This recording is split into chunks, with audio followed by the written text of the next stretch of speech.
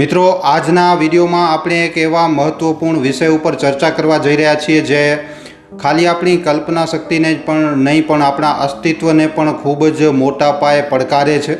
જલ્દી થવાનું છે પરમાણુ યુદ્ધ. આ પ્રશ્ન આજની તારીખમાં લાખો લોકોના મનમાં આવે છે. ખાસ કરીને આપણે વૈશ્વિક સ્તરે વધતા તણાવ, રાષ્ટ્રીય અસ્થિરતા અને પરમાણુ હથિયારોની હોડને જોઈએ છીએ. ભવિષ્યવાણીઓ, અટકણો અને ચેતવણીઓથી ભરેલું આ વિશ્વ આપણને એક એવા ભવિષ્યની કલ્પના કરવા માટે મજબૂર કરે છે જે ખૂબ જ વધારે ભયંકર હોઈ શકે છે. પરંતુ શું આ ભવિષ્યવાણીઓ સાચી છે?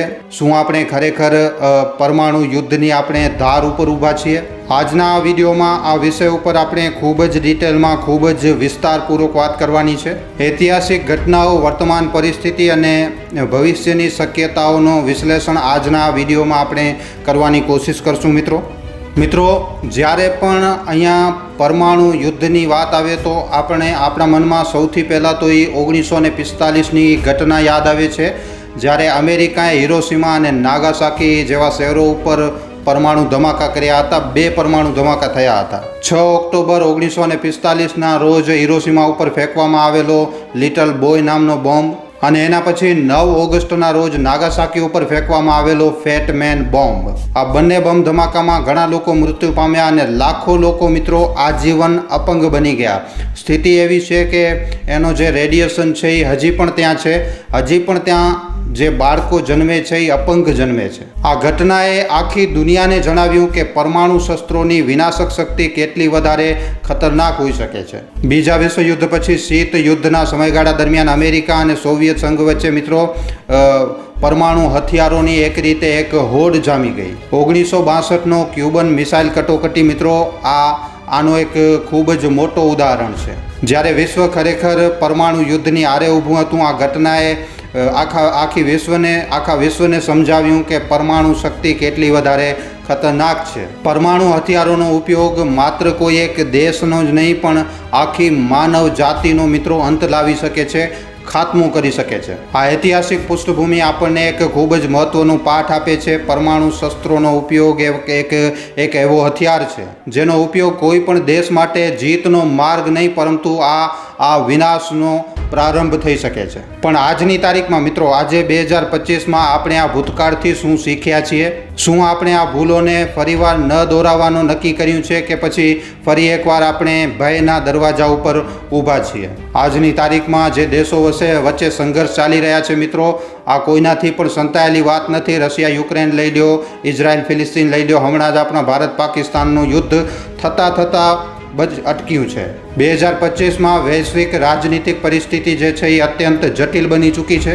રશિયા યુક્રેનનું ઘમાસાણ યુદ્ધ હજી પણ આજની તારીખમાં પણ ચાલી રહ્યું છે. આની સાથે સાથે મધ્યમાં ઇઝરાયલ અને અન્ય દેશો વચ્ચે તણાવ, એની સાથે જેમ કે તમને જણાવ્યું કે ભારત પાકિસ્તાનનું યુદ્ધ કેવી રીતે બસ થવાના આરે જ હતો પણ અચાનક આ સીઝ ફાયર થઈ ગયો અને થોડીક વાર માટે વિરામ તો થઈ ગયો છે, પણ હજી પણ એવું લાગી રહ્યું છે કે કદાચ ભારત પાકિસ્તાનનું યુદ્ધ ફરી એકવાર ચાલુ પણ થઈ શકે છે. આના સિવાય ચીન અને તાઇવાન વચ્ચેનો વિવાદ અને ઉત્તર કોરિયાના સતત મિસાઇલ પરીક્ષણો મિત્રો, આ જે બધી ઘટનાઓ આખા વિશ્વમાં, આખી દુનિયાભરમાં ઘટી રહી છે, આ વિશ્વને મિત્રો અસ્થિર બનાવી રહી છે. આપણા ભારત અને પાકિસ્તાન વચ્ચે પણ સમય ઉપર તણાવ જોવા મળી જ રહ્યો છે, જે પરમાણુ શસ્ત્રોની હાજરીના કારણે આ પ્રક્રિયા ખૂબ જ વધારે ગંભીર બની શકે છે. આજે આખી દુનિયામાં 9 દેશો પાસે પરમાણુ હથિયાર છે મિત્રો: અમેરિકા, રશિયા, ચીન, France, United Kingdom, Bharat, Pakistan, Israel અને ઉત્તરી કોરિયા. આ દેશો પાસે મિત્રો સંયુક્ત રીતે લગભગ 13,000 જેટલા પરમાણુ હથિયારો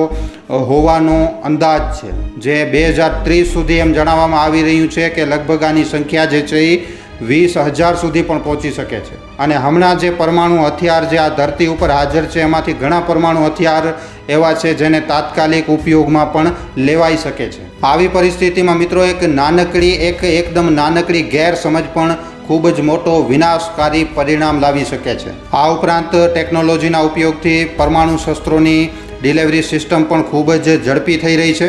હાઇપરસોનિક મિસાઇલ, સાયબર વોરફેર અને આર્ટિફિશિયલ ઇન્ટેલિજન્સ આ ખતરાને વધારે ગંભીર બનાવે છે. આ નવી ટેકનોલોજી પરમાણુ યુદ્ધના જોખમને ખૂબ જ મોટા પાયે વધારે છે, કારણ કે આજની તારીખમાં શસ્ત્રોનો નિર્ણય લેવાની પ્રક્રિયા ખૂબ જ વધારે જટિલ અને ઝડપી બની ચૂકી છે.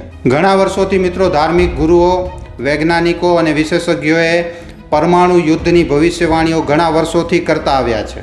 કેટલાક ભવિષ્ય વક્તાઓએ તો મિત્રો તારીખ પણ જણાવી છે કે 2020થી કરી અને 2030માં આ જે દાયકો છે એમાં આખી દુનિયા જે છે એ મોટા પરમાણુ યુદ્ધનો સામનો કરશે અને આ ત્રીજા વિશ્વયુદ્ધ દરમિયાન થઈ શકે છે. મતલબ કે આ દાયકામાં મિત્રો ત્રીજા વિશ્વયુદ્ધની શરૂઆત થઈ શકે છે. આ ભવિષ્યવાણીઓનો આધાર મિત્રો ક્યારેક તો ધાર્મિક ગ્રંથો, ક્યારેક વૈજ્ઞાનિકોનું વિશ્લેષણ અને ક્યારેક વૈજ્ઞાનિકોની ભવિષ્યવાણીઓ હોય છે. ઉદાહરણ તરીકે મિત્રો ફ્રાન્સના એક ભવિષ્યવક્તા નાસ્ટ્રેડમસની ભવિષ્યવાણીઓમાં એમ કહેવામાં આવ્યું છે કે પરમાણુ હથિયારોનો જે ઉપયોગ છે એ ખૂબ જ મોટા વિનાશનું કારણ બનશે અને આ 2020થી 2030ની વચ્ચે ગમે ત્યારે થઈ શકે છે, ત્રીજા વિશ્વયુદ્ધ દરમિયાન. પણ મિત્રો આવી જે ભવિષ્યવાણીઓ હોય છે એ ઘણીવાર અસ્પષ્ટ હોય છે અને આનો અર્થઘટન ઘણીવાર લોકોની માન્યતાઓ ઉપર આધાર રાખે છે. બીજી બાજુ વૈજ્ઞાનિકો જે છે એ વધુ ડેટા અધિગમ અપનાવે છે. ઉદાહરણ તરીકે બુલેટિન ઓફ ઓટોમેટિક સાયન્ટિસ્ટ દ્વારા પ્રકાશિત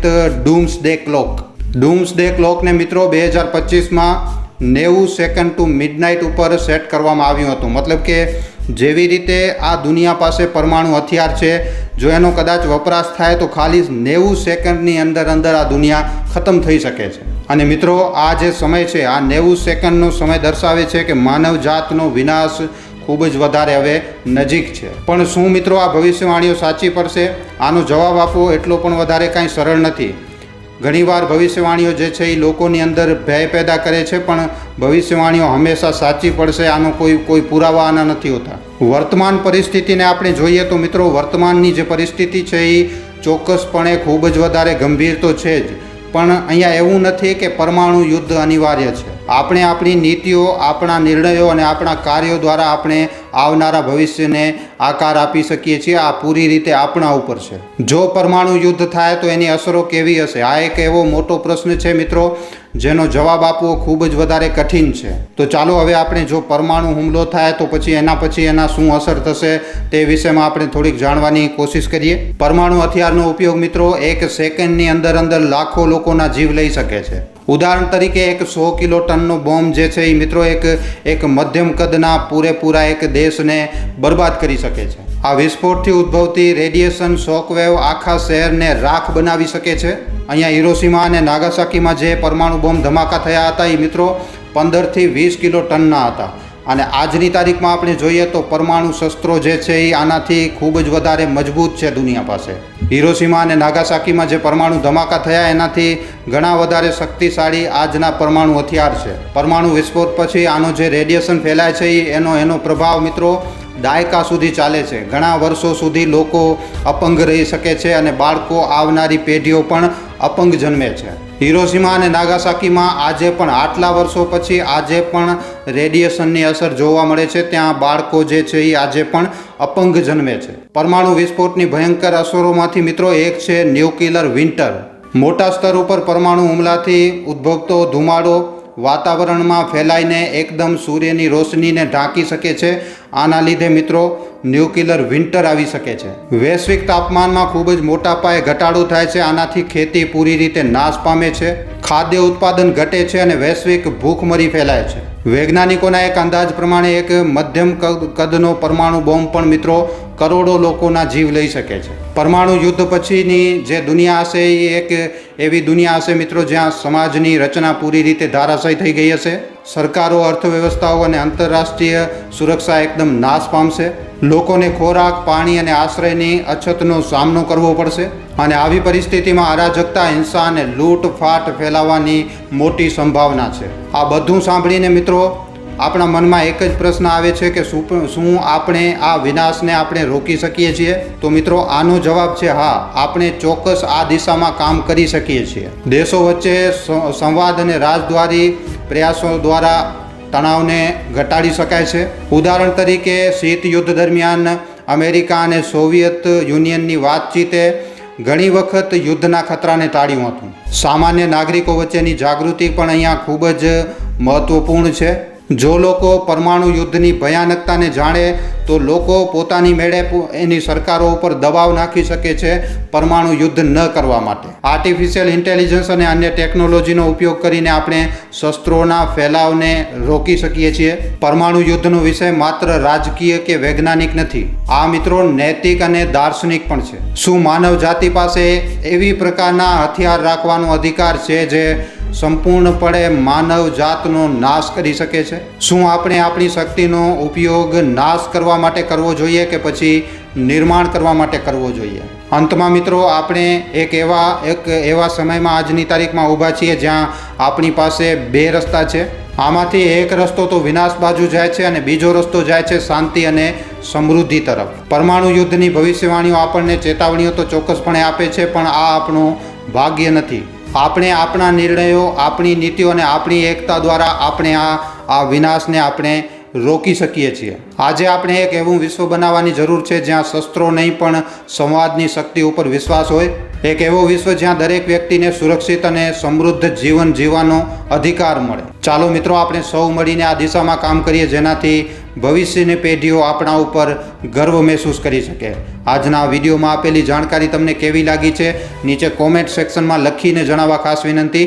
જો વિડીયો પસંદ આવ્યો છે તો વિડીયોને ખાલી તમારા સુધી સીમિત ન રાખતા મિત્રો, તમારા મિત્રો સાથે, પરિજનો સાથે, વોટ્સઅપ ઉપર, ફેસબુક ઉપર, યુટ્યુબ ઉપર જેટલો બની શકે વધારેમાં વધારે આ વિડીયોને શેર જરૂર કરજો. તો આજના વિડીયોમાં આટલું જ. હવે આપણે મળશું ફરીવાર એક નવા વિડીયો સાથે. ધન્યવાદ.